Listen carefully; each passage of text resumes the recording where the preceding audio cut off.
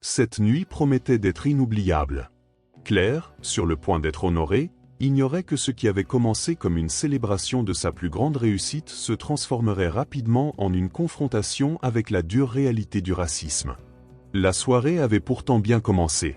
Le ciel était dégagé, sans nuages, laissant les étoiles briller intensément sur la ville, créant un spectacle qui se reflétait sur la mer calme et sereine. Le son des vagues s'échouant doucement sur le sable et l'arôme léger et salé de la brise marine apportaient une sensation de tranquillité. C'était comme si l'univers conspirait pour que ce soit une nuit spéciale, une célébration de réussite, de persévérance et de résilience. Mais Claire ignorait qu'une nouvelle bataille l'attendait avant la fin de la soirée. Claire n'était pas seulement reconnue pour sa carrière personnelle et professionnelle, mais aussi pour avoir remporté un prestigieux prix de recherche médicale. Après des années de dévouement acharné à l'étude de nouvelles techniques de régénération cellulaire, sa recherche avait atteint une reconnaissance internationale. Ses travaux, visant à rendre les traitements avancés accessibles aux communautés les plus vulnérables, avaient révolutionné le domaine de la médecine régénérative.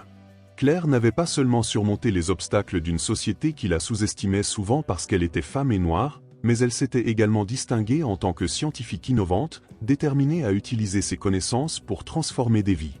Le prix représentait l'apogée d'une carrière construite avec sacrifice, résilience et un profond désir d'avoir un impact positif sur le monde qui l'entourait. Ses collègues et amis avaient passé des semaines à organiser un dîner en son honneur, planifiant chaque détail avec soin et affection. Le choix du restaurant n'était pas anodin. Situé au bord de la mer, le restaurant offrait une vue panoramique sur l'océan, où le coucher du soleil projetait une palette de couleurs chaudes sur les eaux, créant une atmosphère magique. La décoration du lieu était un modèle de sophistication, avec des tables recouvertes de nappes en lin blanc, des arrangements de fleurs exotiques dans des vases en cristal et des bougies qui dansaient sous la légère brise, projetant des ombres douces sur les murs. En arrière-plan, le son du piano, joué par un musicien talentueux, complétait la scène, apportant une harmonie enveloppante à l'ambiance. Claire est arrivée au restaurant se sentant radieuse. La robe qu'elle avait choisie pour l'occasion, une longue robe en soie bleue, flottait doucement à chaque pas qu'elle faisait, contrastant avec l'éclat des chaussures argentées qu'elle portait. Le tissu, doux au toucher, semblait caresser sa peau, renforçant l'impression que cette soirée serait mémorable. En entrant dans la salle, elle fut accueillie par une vague d'applaudissements, et ses yeux s'illuminèrent en voyant tous ceux qui avaient participé à son parcours. Des amis de longue date, des collègues de travail et même des patients étaient là pour célébrer sa réussite. La salle, illuminée de lumière douce et chaleureuse, vibrait de la joie et de la gratitude de ceux qui avaient été touchés d'une manière ou d'une autre par le travail acharné de Claire. L'arôme des plats raffinés qui circulaient entre les tables se mêlait au parfum des fleurs qui ornaient le lieu, créant une expérience sensorielle unique. Chaque détail de la soirée semblait avoir été pensé pour lui rendre hommage, depuis le choix de la musique jusqu'à la disposition des tables, qui permettait une interaction fluide et intime entre les invités.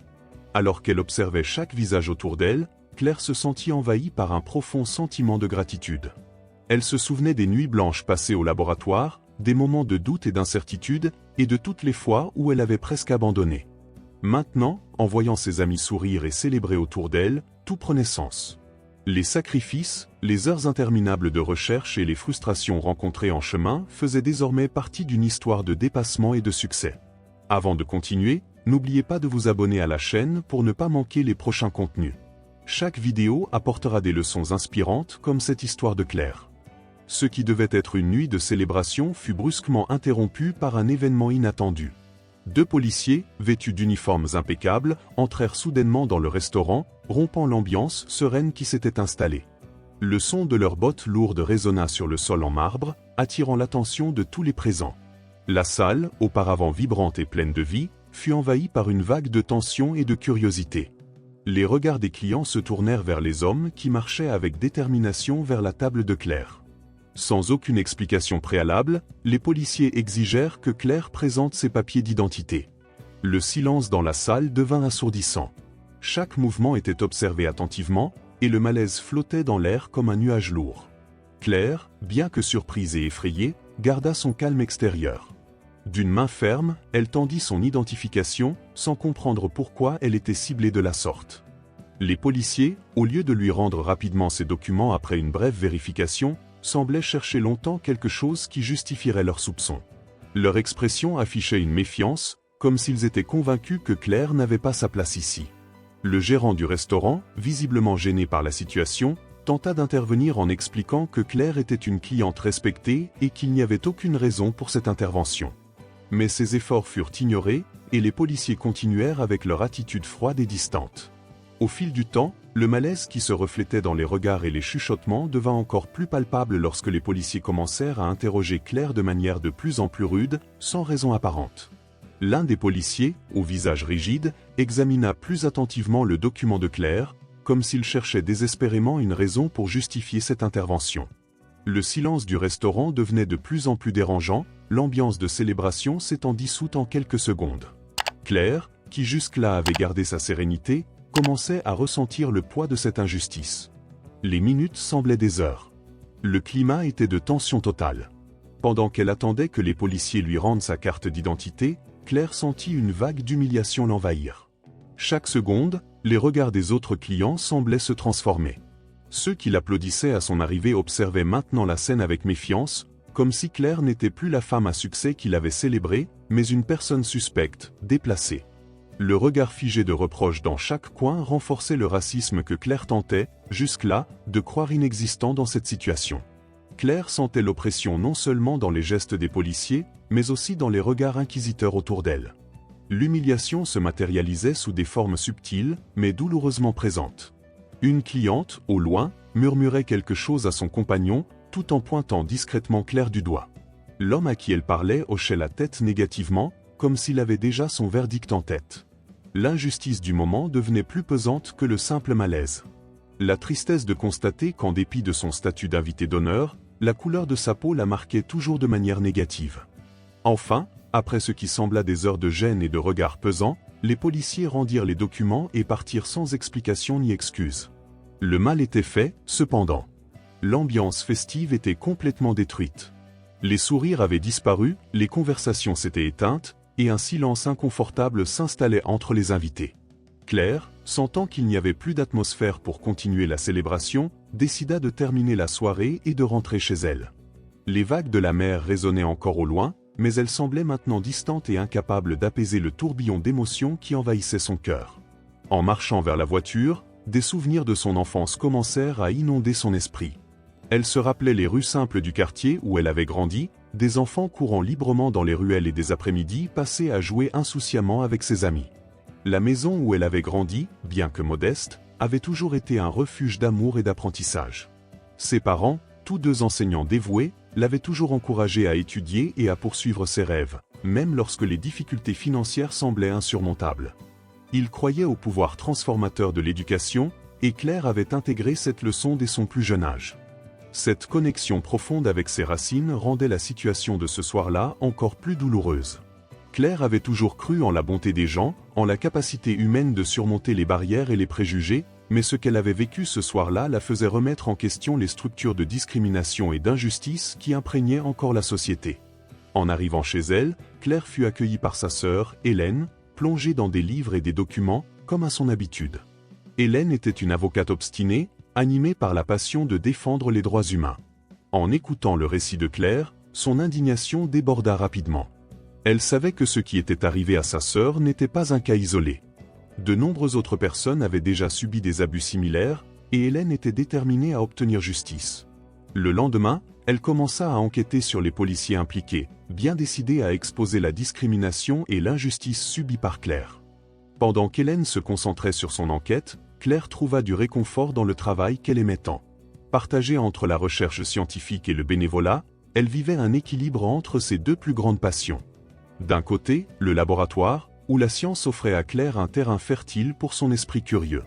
Chaque expérience, chaque hypothèse testée alimentait sa soif de découvrir des solutions susceptibles de changer le cours des traitements médicaux et d'impacter des milliers de vies. C'était là, entre tubes à essais et données complexes, que Claire trouvait l'excitation de percer les mystères de la biologie humaine, cherchant des moyens d'améliorer et de prolonger des vies. Le prestige que ces découvertes lui avaient apporté, y compris des prix pour des recherches innovantes, ne diminuait en rien l'humilité avec laquelle elle se consacrait à comprendre, au plus profond, comment ces études pouvaient être appliquées pour le bien commun. Mais, aussi fascinante que soit la science, Claire savait que sa véritable raison d'être allait au-delà des laboratoires. À la clinique communautaire où elle faisait du bénévolat, elle ressentait un but plus tangible et émotionnel. Tandis que dans le laboratoire les avancées étaient progressives et abstraites, à la clinique l'impact était immédiat et réel. Chaque patient qui franchissait la porte représentait une urgence de soins, de compassion, un besoin de guérir non seulement le corps, mais aussi l'esprit. C'est là que ces recherches prenaient une forme humaine. La clinique, bien que modeste, représentait tout ce que Claire croyait en médecine. Décorée de dessins colorés faits par les enfants qui fréquentaient le lieu, l'atmosphère débordait de chaleur humaine et de solidarité. Cet espace était une oasis au milieu des difficultés que vivaient les communautés vulnérables qui cherchaient non seulement des soins médicaux, mais aussi de la dignité. Pour Claire, chaque geste de gratitude de ses patients, chaque sourire qu'elle recevait, était une confirmation du pourquoi elle avait choisi de consacrer sa vie à la médecine. C'était l'endroit où elle se reconnectait avec l'essence de ce que signifiait être médecin. José, un pêcheur à la retraite qui souffrait de graves problèmes respiratoires, était l'un des patients les plus réguliers. Malgré sa santé fragile, il n'oubliait jamais de remercier Claire avec un sourire pour les soins qu'il recevait. Maria, une mère célibataire luttant pour élever ses 2 enfants, venait à la clinique à la recherche d'un soutien, non seulement pour des questions de santé, mais pour trouver un réseau de solidarité qui l'aiderait à supporter le poids de sa réalité. Ces histoires, courantes à la clinique, poussaient Claire à continuer de se donner, jour après jour, car elle savait que sa présence faisait une différence. Le travail à la clinique était difficile. Avec peu de ressources, Claire et son équipe faisaient face à des défis constants, mais cela ne la décourageait pas. Au contraire, le manque de moyens la motivait à se battre pour obtenir plus, à chercher des moyens d'étendre les services et d'apporter des soins médicaux à des zones encore plus démunies. Elle rêvait du jour où ces recherches avancées, menées dans des centres de pointe, pourraient bénéficier à ces communautés de manière pratique et accessible, éliminant ainsi les inégalités en matière de santé. La routine à la clinique était intense, mais Claire se sentait renouvelée à chaque fois qu'elle en franchissait les portes. Les rires des enfants emplissaient l'air, tandis que les mères échangeaient des expériences en attendant patiemment leur consultation. C'est dans ce cadre que Claire se sentait la plus épanouie. Souvent, elle s'arrêtait devant un tableau dans la salle d'attente où un des enfants avait dessiné Dr Claire avec une seringue à la main, comme s'il s'agissait d'une baguette magique. Cette image, bien que simple, capturait l'essence de l'impact que Claire avait sur la vie de ces gens. Elle était une source d'espoir et de guérison, quelqu'un en qui il pouvait avoir une confiance totale. Un jour particulièrement chargé à la clinique, Claire se préparait pour un autre service lorsqu'elle fut approchée par Anna, une petite fille de seulement 8 ans. Anna avait des yeux curieux, qui brillaient d'enthousiasme. C'était une enfant passionnée par le savoir, avide d'apprendre. Elle s'approcha timidement de Claire, mais avec une curiosité qu'elle ne pouvait dissimuler. « Comment le corps sait-il qu'il doit se guérir ?» demanda Anna avec l'innocence propre à l'enfance. Claire, avec un sourire bienveillant, s'assit à ses côtés et commença à lui expliquer les bases du système immunitaire. La conversation avec Anna se prolongea de quelques minutes, et Claire ressentit une profonde connexion avec la petite fille. Elle se revit enfant, avec la même curiosité insatiable, rêvant de transformer le monde qui l'entourait. Anna voulait devenir médecin, et Claire ressentit une immense responsabilité en réalisant que, d'une certaine manière, elle était en train de façonner l'avenir de cette petite fille. Les questions d'Anna étaient simples, mais chargées d'un désir sincère de comprendre le fonctionnement du monde. Pour Claire, c'était un rappel que son travail, au-delà de sauver des vies, plantait des graines d'espoir pour les générations futures. Pendant ce temps, Hélène, avec sa détermination implacable, ne relâchait pas ses efforts. Chaque jour, l'enquête sur les policiers impliqués dans l'incident du restaurant avançait. Hélène découvrit que ces policiers avaient un passé d'abus, non seulement contre Claire, mais contre de nombreuses autres personnes, en particulier des individus issus de groupes marginalisés. Au fil des jours, Hélène réussit à recueillir les témoignages d'autres victimes, créant un dossier solide. Elle savait que, pour que justice soit rendue, il ne suffisait pas d'exposer le cas de Claire. Il fallait montrer qu'il existait un schéma, une structure de discrimination systématique qui devait être démantelée. Déterminée à accélérer le processus judiciaire, Hélène porta l'affaire devant la presse. L'exposition publique gagna rapidement du terrain, et en quelques jours, l'affaire de Claire fit la une des principaux journaux et des émissions de télévision. L'histoire devint un symbole de la lutte contre le racisme et l'abus de pouvoir dans le pays. La réaction populaire fut immédiate. Des manifestations pacifiques commencèrent à envahir les rues de Paris, avec des milliers de personnes réclamant justice, non seulement pour Claire, mais pour tous ceux qui avaient été victimes de discrimination. Les rues de la ville furent remplies de pancartes, de drapeaux et de slogans « Justice pour Claire ». Il y avait une énergie dans l'air, un sentiment que les choses pourraient enfin changer. Les protestations, bien que pacifiques, étaient puissantes. Familles, étudiants, militants et personnes de tous âges se rassemblaient pour une cause commune. Claire, qui avait toujours préféré un travail silencieux et discret, se retrouva soudainement sous le feu des projecteurs. Ce rôle lui était inconfortable, mais elle savait que son expérience pouvait inspirer d'autres à ne pas se taire face aux injustices. Vous ou quelqu'un de votre entourage avez-vous déjà vécu une situation similaire? Partagez votre expérience ou vos réflexions dans les commentaires ci-dessous. Nous aimerions connaître votre avis. Malgré tout, l'attention des médias apporta une complexité supplémentaire. Tout le monde n'était pas du côté de Claire. Certains tentaient de discréditer son histoire, insinuaient qu'elle avait exagéré la situation. À chaque interview, Claire se retrouvait face à une résistance subtile mais puissante de certains secteurs de la société qui préféraient fermer les yeux sur la réalité du racisme. Ce fut une période épuisante émotionnellement. Voir son histoire être remise en question et déformée était douloureux, mais Claire resta ferme, sachant que sa lutte dépassait sa propre personne. Le procès, qu'Hélène et Claire avaient entamé avec tant d'espoir, se révéla bientôt semé d'embûches et de frustrations. Dès les premières audiences, il fut clair que la défense des policiers utiliserait toutes les tactiques possibles pour discréditer Claire. Le premier choc arriva lorsque l'avocat de la défense présenta une ligne argumentaire qui insinuait que la présence de Claire dans le restaurant était suspecte, suggérant que l'intervention policière avait été motivée par des préoccupations légitimes de sécurité.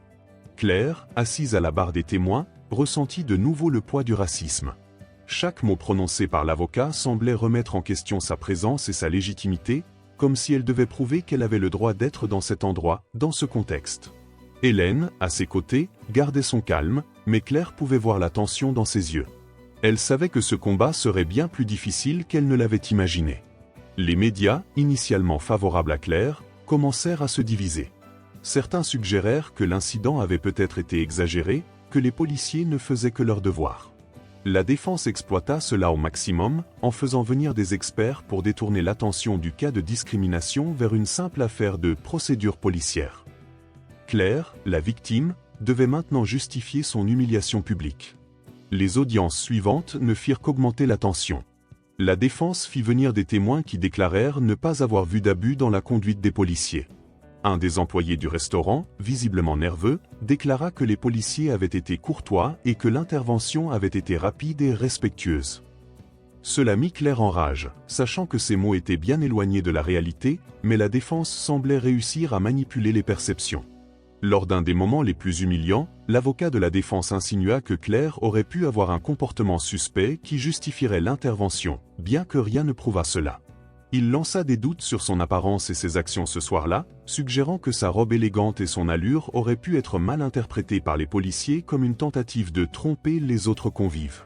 L'insinuation était claire. Claire, parce qu'elle était une femme noire, ne devait pas se trouver dans cet environnement de luxe sans éveiller de soupçons. Claire commençait à sentir que le procès lui échappait.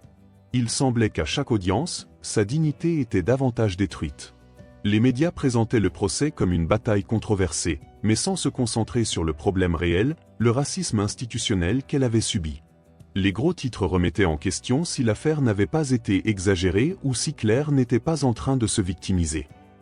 Claire était épuisée, physiquement et émotionnellement, et malgré le soutien inconditionnel d'Hélène, elle commença à douter de sa capacité à tenir jusqu'au bout. Le coup suivant fut porté lorsque le juge responsable de l'affaire sembla pencher en faveur de la défense. Il se montra réticent à accepter comme preuve les témoignages d'autres victimes de racisme par les mêmes policiers. Hélène fit une plaidoirie passionnée, insistant sur le fait que ces témoignages étaient essentiels pour prouver qu'il existait un schéma de comportement discriminatoire, mais le juge les refusa. Il affirma que chaque cas devait être traité individuellement, ce qui laissa Claire et Hélène dévastées. Sans ces témoignages, leur ligne de défense s'effondrait.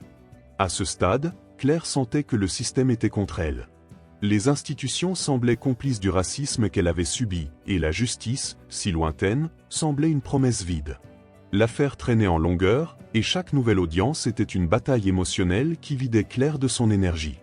Dans un moment particulièrement difficile, après une autre décision judiciaire défavorable, Claire pensa à abandonner. Elle ne voulait plus être exposée à l'examen public, aux questions humiliantes et aux regards méfiants qu'elle recevait aussi bien au tribunal que dans les médias. Hélène, cependant, refusait d'abandonner.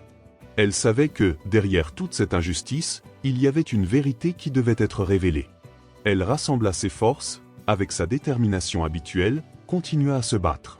Elle passa des nuits à revoir les détails, cherchant la moindre faille qui pourrait renverser la situation. Et enfin, une opportunité se présenta. Quand tout semblait perdu, Hélène réussit à obtenir le témoignage clé d'une serveuse du restaurant qui, la nuit de l'incident, avait entendu les policiers faire des commentaires racistes avant d'aborder Claire. La défense tenta de discréditer ce témoignage, en affirmant que la serveuse cherchait simplement de l'attention et que ses récits étaient flous. Cependant, Hélène fut implacable dans son interrogatoire, prouvant que la témoin était fiable et que, en effet, les policiers avaient déjà fait preuve de racisme avant même d'interagir avec Claire. Ce témoignage fut le tournant. Soudainement, le tribunal commença à voir l'affaire sous un nouveau jour. Les médias, jusque-là ambivalents, commencèrent à accorder plus d'attention à l'injustice raciale subie par Claire. Le procès cessa d'être une simple affaire de procédure policière et devint ce qu'il avait toujours été, un procès contre le racisme et l'abus de pouvoir. La défense tenta encore de discréditer Claire, mais il était trop tard. La vérité sur la conduite des policiers avait été exposée. Les témoignages d'autres victimes, qui avaient auparavant été ignorés, commencèrent à peser davantage, grâce à la pression populaire et à la nouvelle attention médiatique. Des manifestations pacifiques en soutien à Claire prirent de l'ampleur, et l'opinion publique se rangea enfin de son côté. Après des mois de tension, d'humiliation et d'incertitude, le verdict final tomba. Les policiers furent condamnés pour abus de pouvoir et racisme.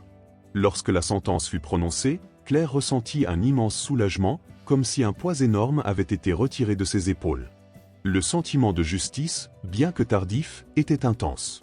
Ce n'était pas seulement une victoire personnelle, c'était une victoire pour toutes les personnes qui avaient été réduites au silence par le racisme. Le tribunal avait enfin reconnu que Claire avait été victime d'une pratique enracinée de discrimination, et la condamnation des policiers établissait un précédent important pour d'autres cas de racisme. La décision de justice apporta non seulement justice à Claire, mais obligea également la police locale à revoir ses politiques de formation. Les réformes inclurent l'obligation de suivre des programmes éducatifs sur les droits humains et la création d'une commission indépendante pour surveiller les abus de pouvoir. Le restaurant, quant à lui, s'engagea à investir dans des programmes d'inclusion et de sensibilisation au racisme, devenant ainsi un symbole de transformation après le scandale. Après la victoire au tribunal, Claire et Hélène réalisèrent que l'impact de l'affaire dépassait la justice personnelle. La mobilisation populaire, les discussions dans les médias et les changements institutionnels avaient généré une prise de conscience qui ne pouvait être ignorée. Elles savaient que le racisme et la discrimination ne pouvaient être combattus uniquement dans les tribunaux, il fallait un travail continu et de grande envergure qui englobe toutes les sphères de la société. C'est à ce moment-là qu'elles commencèrent à discuter de la création de quelque chose de plus grand, un projet qui serait un outil de transformation durable. Claire, avec son expérience dans la clinique communautaire, connaissait bien les besoins urgents des communautés les plus vulnérables. Elle voyait de près comment le manque d'accès à la santé, à l'éducation et au soutien juridique perpétuait des cycles de pauvreté et d'exclusion. Dans le même temps, Hélène, forte de son expérience d'avocate en droits humains, constatait que le système judiciaire échouait souvent à protéger ces mêmes personnes. Les deux sœurs, unissant leurs forces et leurs compétences, commencèrent à concevoir un projet qui réunirait ces trois piliers où santé, éducation et justice en un seul espace. C'est lors d'une de ces conversations, encore sous l'effet du procès, que l'idée de Renova Vida naquit. L'idée initiale était simple mais puissante. Offrir des services intégrés qui répondraient non seulement aux besoins médicaux des communautés pauvres, mais aussi à leurs besoins juridiques et éducatifs. Claire imaginait un réseau de cliniques communautaires, inspiré par le travail qu'elle faisait déjà, où les gens pourraient recevoir des soins médicaux de qualité, indépendamment de leur situation financière. En parallèle, Hélène envisageait la création de centres d'aide juridique, où les personnes pourraient obtenir des conseils sur leurs droits et une assistance en cas d'abus, comme celui subi par Claire. À mesure que les discussions avançaient, Renova Vida prit forme. Claire voulait que l'organisation soit un espace de transformation, où le soin du corps et de l'esprit irait de pair avec la défense des droits humains. Elle savait que la santé n'était pas seulement physique, elle était aussi mentale, émotionnelle et sociale. La création de programmes d'éducation à la santé, pour apprendre aux gens à prendre soin d'eux et de leur famille, serait l'un des piliers de Renova Vida. Claire imaginait des ateliers, des conférences et des activités communautaires qui promouvraient l'auto-soin et la prévention des maladies, surtout dans les zones où l'accès à l'information était limité. Hélène, quant à elle, commença à établir des partenariats avec d'autres organisations de défense des droits humains et des avocats. Elle savait que, pour que Renova Vida réussisse, elle devrait compter sur le soutien d'avocats prêts à offrir leurs services pro bono, aidant ainsi les personnes en situation de vulnérabilité à défendre leurs droits. De plus, Hélène avait une vision claire de la nécessité de renforcer les compétences des femmes dans ces communautés. Elle savait que l'autonomie financière et l'accès à l'information étaient des outils fondamentaux pour lutter contre l'inégalité et les préjugés. Ainsi, elle commença à concevoir un programme de formation professionnelle destiné spécialement aux femmes en situation de précarité, leur enseignant des compétences qui pourraient les aider à obtenir un revenu propre et à garantir une vie plus digne. Avec l'idée bien établie, Claire et Hélène cherchèrent du soutien. La répercussion de l'affaire judiciaire suscita l'intérêt de nombreuses institutions, ONG et même d'entrepreneurs pour la cause. Le financement pour la première unité de Renova Vida arriva rapidement et le rêve commença à se concrétiser. Le projet, qui au départ semblait être un grand défi, prit une vie propre, dépassant les attentes des deux sœurs. Elles réalisèrent que de nombreuses personnes voulaient s'engager, aider et participer à cette transformation. Au fil du temps, Claire et Hélène décidèrent qu'il était temps d'élargir encore davantage Renova Vida, l'organisation qu'elle avait fondée. Le travail qu'elles faisaient déjà dans la clinique communautaire se développa, et désormais elles offriraient non seulement des soins médicaux, mais aussi un soutien juridique et éducatif aux communautés les plus pauvres. Claire introduisit des programmes d'éducation à la santé, tandis qu'Hélène dirigeait des initiatives de formation professionnelle, en particulier à destination des femmes en situation de vulnérabilité. L'impact de Renova Vida dépassa ce que Claire et Hélène auraient pu imaginer. Des invitations à des conférences et à des événements sur les droits humains commencèrent à affluer, et elles se mirent à partager leur expérience sur d'autres scènes. Avec le temps, l'organisation s'étendit à d'autres régions de la France, plus tard, à l'étranger, apportant des soins médicaux et une aide juridique à des communautés marginalisées dans plusieurs parties du monde. Lors de l'une de ces conférences internationales, Claire rencontra Aïcha, une médecin kenyane partageant la même passion pour les causes humanitaires. La connexion entre elles fut immédiate, et elles formèrent rapidement un partenariat pour apporter des soins médicaux dans les zones de conflit en Afrique. Avec cette nouvelle expansion, Renova Vida commença à intervenir également dans des camps de réfugiés, où le soutien médical et psychologique était essentiel pour les populations affectées par la guerre et la pauvreté extrême. Le travail dans les camps de réfugiés présenta de nouveaux défis pour Claire. Les conditions étaient sévères. Le manque de ressources, les difficultés logistiques et les histoires de souffrance humaine étaient omniprésents. Mais chaque vie sauvée, chaque personne soignée renforçait chez Claire la conviction du pouvoir transformateur de la médecine et de l'attention humaine. Elle se retrouva, une fois de plus, à toucher la vie de personnes qui, comme elle, faisaient face aux adversités les plus profondes. Pendant que Claire travaillait sans relâche aux côtés d'Aïcha, Hélène continuait à élargir la partie juridique de Renova Vida, veillant à ce que les communautés les plus démunies aient accès à la justice. Les histoires de réussite qui venaient de ces communautés emplissaient les deux sœurs de fierté et de satisfaction. Elles savaient qu'elles faisaient une différence réelle, non seulement en offrant une aide immédiate, mais en plantant les graines pour un futur plus juste et égalitaire. Des années passèrent, et Claire fut reconnue lors d'une cérémonie internationale des droits humains. Sur scène, aux côtés de figures importantes, elle repensa à son parcours. Elle se souvint des difficultés qu'elle avait affrontées, des préjugés et des défis surmontés. Et c'est à ce moment-là qu'Anna, désormais une adolescente qui venait de réussir son examen pour entrer en faculté de médecine, monta sur scène pour remercier Claire pour tout ce qu'elle avait fait pour sa communauté et pour l'avoir inspirée à suivre le même chemin. Les larmes aux yeux, Claire embrassa Anna, comprenant que son héritage allait bien au-delà de ses réalisations professionnelles. Elle avait touché des cœurs, inspiré des vies et contribué à bâtir un avenir plus juste. Et vous ? Avez-vous déjà connu quelqu'un qui a impacté votre vie comme Claire l'a fait pour Anna ? Partagez votre histoire dans les commentaires ci-dessous, nous voulons savoir comment ces récits vous ont inspiré. L'histoire de Claire et Hélène est un témoignage puissant que, même face aux plus grandes adversités, il est possible de se battre pour un monde plus juste et égalitaire. Elles ont transformé leur souffrance en un objectif, et avec cela, elles ont éclairé le chemin pour beaucoup d'autres. Leur héritage, construit sur les bases de la justice, de l'empathie et de la détermination, continuerait à inspirer les générations futures. Merci d'avoir regardé jusqu'à la fin. Si vous avez aimé cette histoire, n'oubliez pas de vous abonner à la chaîne et d'activer les notifications. Ainsi, vous ne manquerez aucun des prochains contenus inspirants.